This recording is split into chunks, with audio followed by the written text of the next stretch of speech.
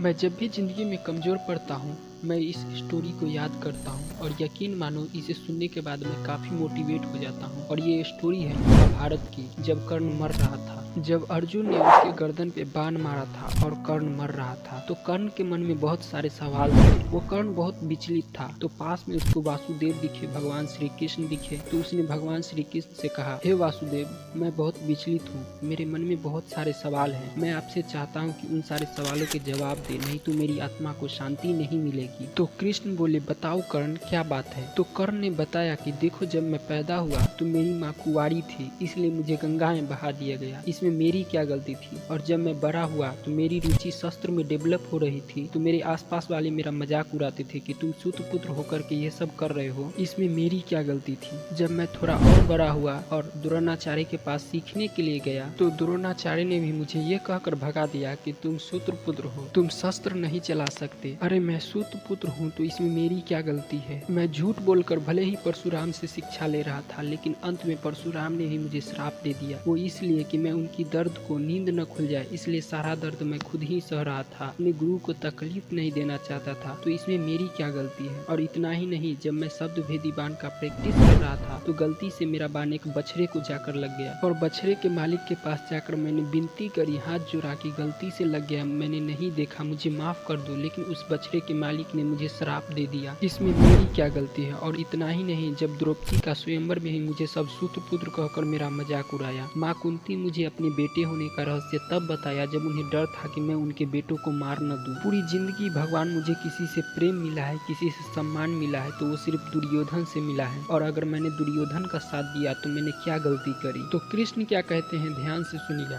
तो कृष्ण कहते हैं, मेरा जन्म कारागार में हुआ था। मेरे जन्म से पहले मौत मेरा इंतजार कर रही थी कंस के रूप में। मेरे पैदा होते ही मुझे अपने माँ बाप से अलग कर दिया गया। जब मैं थोड़ा बड़ा हुआ तो हमले होने शुरू हो गए। गाँव वालों ने मुझे पनौती कहना शुरू कर दिया कि इसकी वजह से हमले हो रहे हैं, इसे बाहर निकालो। जब और बड़ा हुआ तो जरासंध के डर से मुझे भागना पड़ा। यमुना किनारे छोड़कर समुद्र किनारे द्वारिका बसा कर रहना पड़ा। तो लोगों ने मुझे रणछोड़, भगोड़ा, काफी कुछ नाम दे दिया। यहाँ तक कि तुम्हारी शादी तो उससे हुई है जिससे तुम प्रेम करते थे, लेकिन मेरी शादी तो उससे हुई है जिससे मैं प्रेम नहीं करता था, बल्कि वो प्रेम करती थी। तो उन्होंने समझाया कि देखो, जिंदगी हर किसी के साथ अन्याय करती है, हर किसी के साथ जुल्म करती है। अगर दुर्योधन के साथ अन्याय हुआ है तो युधिष्ठिर ने अन्याय सहा है। इससे कोई फर्क नहीं पड़ता कि परिस्थितियां आप पर कितनी मार पड़ रही है, आपके साथ कितना अन्याय, कितना बुरा हो रहा है। फर्क इससे पड़ता है कि उस बुराई के विपरीत आपकी प्रतिक्रिया क्या है, आपका रिएक्शन क्या है, आपका भाग्य उससे बनता है। जिंदगी तो तकलीफ देती है, मुझे भी तकलीफ दी है, आपको भी तकलीफ दी है। ये हम पर निर्भर करता है कि हम उन तकलीफों के बदले हम कौन सा रास्ता चुनते हैं। हम भलाई के रास्ते पर चलते रह जाते हैं या फिर अधर्म का रास्ता चुनते हैं। जब जब कोई अधर्म का रास्ता चुनेगा तो उसका हालत वही होगा जो तुम्हारा हुआ है। मुझे लगता है कि हम सब में कर्ण वाली शक्ति है, लेकिन हम घबरा करके अपने रास्ते बदलते रह जाते हैं, कभी इस रास्ते तो कभी उस रास्ते। विचलित मन, परेशान है हम। शक्ति सब में है। कृष्ण वही समझाना चाह रहे हैं कि आपकी प्रतिक्रिया आपकी जिंदगी बनाती है। विपरीत परिस्थितियां तो सबके साथ है। हर किसी को यही लगता है कि उसकी समस्या तो सबसे बड़ी है। दुनिया में कोई भी ऐसा नहीं है जिसे ये लगता है कि उसकी समस्या दूसरों से छोटी है। हर किसी को यही लगता है कि उसकी समस्या तो सबसे बड़ी है। लेकिन इसी बीच वो तय करता है कि उसे करना क्या है, और वही उसका जिंदगी बनाती है, वही उसका भाग्य बनाता है। तो इस वीडियो को शेयर करना ना भूलें, क्योंकि लाखों लोगों की इस वीडियो की जरूरत है। मैं आपसे फिर मिलूंगा अगली वीडियो में, तब तक के लिए गुड बाय दोस्तों। जय हिंद,